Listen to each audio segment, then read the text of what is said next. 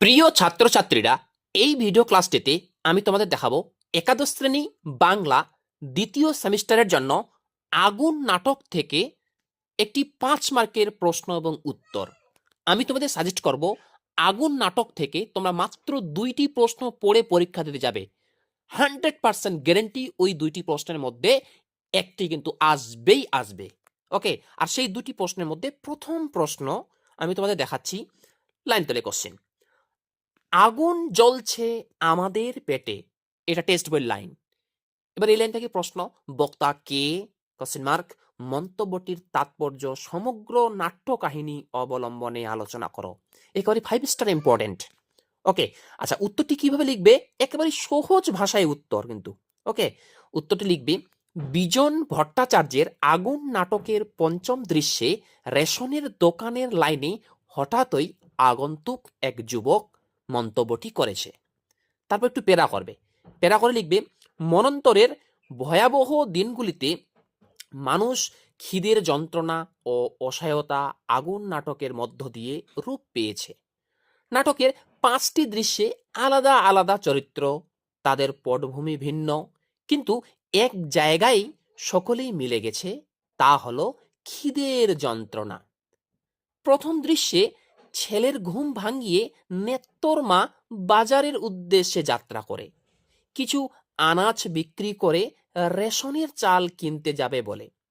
আর নেত্তর বাবা সংশয় হয়ে বলে, দেরি হয়ে যাওয়ায় চাল আজ আর পাতি হবে না নে। এটা হচ্ছে প্রথম দৃশ্য। এবার দেখো তারপরে কি লেখা আছে গাড়ির পরে: দ্বিতীয় দৃশ্যে কৃষাণ তার স্ত্রীকে পরামর্শ দেয় ক্যাস্টর মার সঙ্গে আগে গিয়ে লাইনের একেবারে প্রথমে দাঁড়ানোর জন্য। দাঁড়ি অন্যের জন্য এই কাতরতা তীব্র হয়ে ওঠে তৃতীয় দৃশ্যে সতীশের বাড়িতে। সেখানে লাইনে দাঁড়িয়ে চাল না পাওয়ায় সেই রাতে চাল ধার করে আনতে হয় খাওয়ার জন্য, এবং সকালে কারখানার কাজে যাওয়ার আগে সতীশের জন্য সামান্য খাবারও অবশিষ্ট থাকে না। দাঁড়ি চতুর্থ দৃশ্যে হরে কৃষ্ণ, এটা হবে হরে কৃষ্ণ হবে, হরে কৃষ্ণ আক্ষেপ করেন আর বলেন, চা নেই, চিনি নেই, চাল নেই, খালি আছে চুলোটা।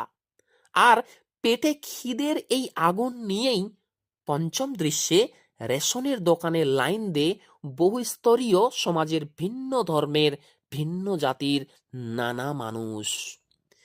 খিদের তাড়না যেন তাদের সকলকে একসঙ্গে মিলিয়ে দেয়। দাঁড়ি ঘন্টার পর ঘন্টা লাইনে দাঁড়ানো মানুষগুলি সিভিক গার্ডের জুলুমের মুখোমুখি দাঁড়িয়ে রুখে দাঁড়ায়। দাঁড়ি পেটের আগুন যেন প্রতিবাদের আগুন হয়ে ওঠে। দাঁড়ি যে আগুন এক কিশোরকে নিশ্চিন্তে ঘুমোতে দেয় না, স্বামী স্ত্রীর সম্পর্ককে বিপর্যস্ত করে, সেই আগুনেই যেন রেশনের দোকানের লাইনে পারস্পরিক সহমর্মিতার সূত্রে মনুষ্যত্বকে নিকষিত হেম করে তোলে। এই নাটক থেকে মাত্র 2টি প্রশ্ন তোমরা পড়ে যাবে, আমি তোমাদের ভিডিওটির প্রথমে বললাম। এবার দ্বিতীয় প্রশ্নটি কি? আমি তো বললাম গ্যারেন্টি উইথ সিল, 100% গ্যারেন্টি। এই 2টি প্রশ্ন তোমরা পড়ে যাবে, একটা প্রশ্ন কিন্তু তোমরা পরীক্ষায় কমন পেয়ে যাবে। ওকে, আচ্ছা, সেই 2টি প্রশ্নের মধ্যে একটি প্রশ্ন দেখালাম।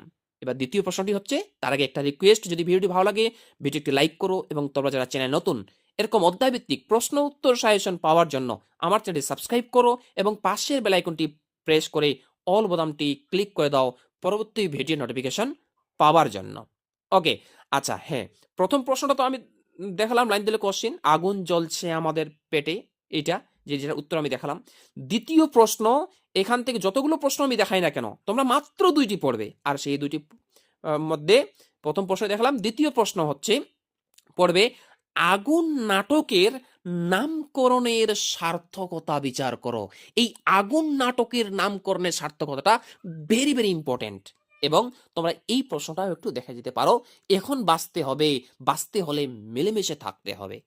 ওকে, এবার হ্যাঁ, এবার এই আগুন নাটকের নামকরণের সার্থকতা, এই প্রশ্নটা একেবারে পয়েন্ট করে উত্তর এবং সহজ ভাষায় উত্তর আমার কাছে দেওয়া আছে, ঠিক আছে? আর সেই নামকরণের সার্থকতা তার উত্তর এর পরের ভিডিও ক্লাসটিতে আমি তোমাদের দেখাবো। যদি ভিডিও ক্লাসটি ভালো লাগে ভিডিওটি লাইক করো এবং ভিডিওটি বেশি বেশি করে শেয়ার করে দাও, যাতে এই সকলেই পরীক্ষা দেওয়ার আগে এই আগুন নাটক থেকে মাত্র 2টি প্রশ্ন পড়ে যায়।